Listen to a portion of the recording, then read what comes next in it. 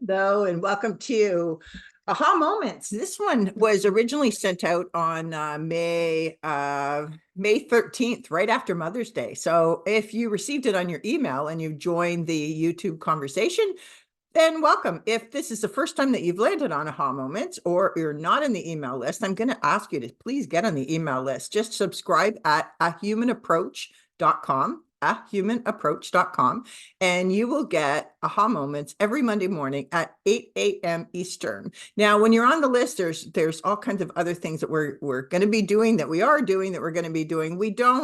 We certainly don't over email. Of course, needless to say, we don't share your email. We respect your privacy. But, there's some really cool things happening inside of Human You. And Human You is our membership program. So when you get the book, 50 Simple Ways to Release the Shackles of Self-Sabotage, this went out in November of 2023. And Jason Forward, who is a mind control specialist, expert. This guy is amazing. He wrote the foreword. He's somebody I studied under the last few years. So fascinating individual, incredible book, pretty bold. Aha moments are the ways in which we learn and we grow. There's little aha moments and big aha moments. Sometimes it's like that 2x4 across the head, right? And other times they're just little nuances, little things that happen, that just little sparks that fly, right? So the aha moment that I'm going to read is the one that was actually emailed out, and it's called Vander Fan. And then I'm going to have a little bit of a conversation. And of course, needless to say, I look forward to your comments. So let me just call that up and read that to you now. Fan or friend? Okay, so here we go. I remember the transition of Robin Williams and how it sparked so much discussion about the mind, the brain, chemical reactions, connections, and purpose. People asked that for someone so brilliant, successful, and celebrated, how could he have suffered to the extent that he did? My question is this: did he not know how much he was loved? I'm a believer that love heals all. Yet, while I thought Robin was one of our greatest gifts in so many levels, because of him, I laughed and cried countless times, I never so much as sent him a thank you card. I watched his movies, followed his comedy, and marveled at his talent as early as Mork and Mindy days, but that may have not been enough. You see, there's a difference between being a fan and being a friend. When you're a fan, we support someone because they do something we like. It's all about us. When we're a friend, we support someone because we want what's good for them. It's all about them. We have a limited connection with people on screens and stages, in leadership positions, on Freedom Hill and athletic arenas, running academies, big businesses, or those behind the microphone and selfie light on a broadcast we follow. We only see the side of them they allow us to see, or the side social media presents. The rest is missing, as is our true connection with them. We see them only as a fan, not as a friend. Sometimes we like them, sometimes we don't. But the decision is often made on a minuscule amount of information, rarely taking into consideration the entire human and what it takes for them to be them. And when they're in a public service, performance, or leadership position, we often assume that it's their job to give and our job to take. Aha. Fans pay the bills, friends provide love. We all need both. Today, I'm sending cards to two larger-than-life individuals I met last week, and with both felt a connection. I can no longer write or influence Robin Williams. However, I can be both a fan and a friend to Roger and Chris. Who's on your list? Ooh, so now I think a lot of times we think, well, people on the screen, I mean, we can't be friends with them because like they're entertainers, that's what it's there for. That's what they're there for, right? They give and we take. And, I was reading a post about concerts, and somebody had, sort of a negative feeling about concerts in terms of people's need to be there. And there was a lot of backlash to that, in that people were saying, no, like this is, we enjoy the energy and we want to be around other people and we respect the musicians and that we care, we want to care. And one of them, somebody who was a musician, actually piped in with a comment and said, the sharing goes both ways, and that as much love and everything that we pour out as musicians, we get that back. And that, so the concerts, there's a necessity to it to have that connection, right? So I think that even if your energy that you're sending to somebody who is on stage, who is a performer, even if that energy isn't, it's not a, not a connection that you can make personally, that you can't be a friend, they think just sending that energy sometimes is a good thing, and not as a fan, but as a friend.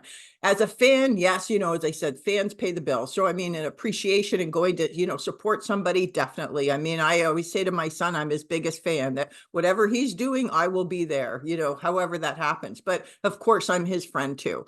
And I find when, meeting and sitting and having the time with Roger and Chris, last week, they were within, my circle of influence. I mean, they are larger than life people. I just happened to be, seated next to them in circumstances and struck up conversations, and recognizing, of course, that like everyone, they put their pants on one leg at a time, right? And I love being able to be with people like that who are larger in life, who are of influence, and connecting at that real soul level with them, just energetically. And I think, not an intended icebreaker, but to that particular evening, when they both were there, I brought some chocolate coins for our table. And I was giving them out to the table and having some fun with them, and with Roger and Chris as well. And of course, he embraced it right away. It's like, oh, a chocolate. So it's just kind of a fun little thing that I could do as a friend, just to have that nice conversation. And of course, I had to tell them how much I admired their work, and admired what they were doing for humanity, because these people are changing lives, and they've made some decisions within themselves of their work and where they're putting their money, where they're putting their intention. And I absolutely respect them as being leaders of light, leaders in light. However, they are just people, and I wanted to let them know that, just like, hey, I'm your friend. So whether they need another friend or not, doesn't matter. I'm going to, as of, I'm just trying to get the addresses. I'm going to send them a little card, and I'm going to send them a copy of the aha moment to say, as I'm writing this, I was thinking of you, and I just want you to know that I support you. Like, whatever it is that you've got going on, if I can be part of it, and there's a way that I can sort of be a friend more than a fan, then I want to do that. And I think many of my relationships, I'm not one who ever idolizes people. I respect people's profession. I call everybody by their first name, and but it's no disrespect in that way. But I recognize that they're people first, and I want to have that connection with them on that human level. So all about a human approach, and I hope there's a little aha moment, that goes off, a little spark that goes off with you, and that of just recognizing people and not sort of from the fan side. And I know, different times you go to seminars, right? And there's a speaker, and afterwards, there's a lineup of people to talk to speaker. And what happens? Everybody wants a piece of them, right? Everybody wants to tell them their story, and they want to get a little bit, or they want to get a photo with them or something. It's all about getting a piece of them, right? And I think it's that the aha is, what is it that you can give to them, beyond admiration and thank you for being here, that's wonderful, but what is that little thing that you can do? Hey, is there something I can do for you? Like, I noticed that you're doing this, or can I get you a glass of water? Can I buy you a drink? Like something, whatever, right? There's probably some little thing you can do just to have that connection, offer them something that maybe they wouldn't have gotten from somebody else, and just to let them know that you appreciate them as an individual, not what they do, over and above what they do, and absolutely for who they are, and try and get to know them, right? Like, between social media and a lot of people, as I said, politicians and entertainers and everybody, they let you see the side of them that they want you to see. And I think that's media. That's not terribly uncommon. But if there is an opportunity with an individual who is, on stage or leading, or even a business owner, and these two people that I met, I mean, they're leading very, very big businesses, and they're very prominent figures, and they're wonderful people. And I had the chance to, as I said, sit beside them and just kind of give them a hug and say, I just love you.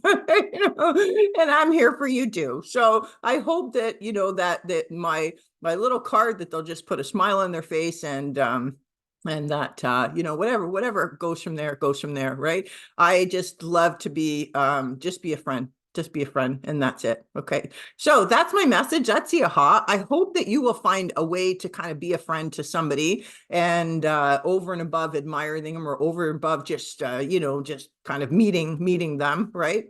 And that connection is of value to both of you going forward. Anyway, that's the message for today. I hope you loved it. And, as we end this, I will always say, succeed deliberately.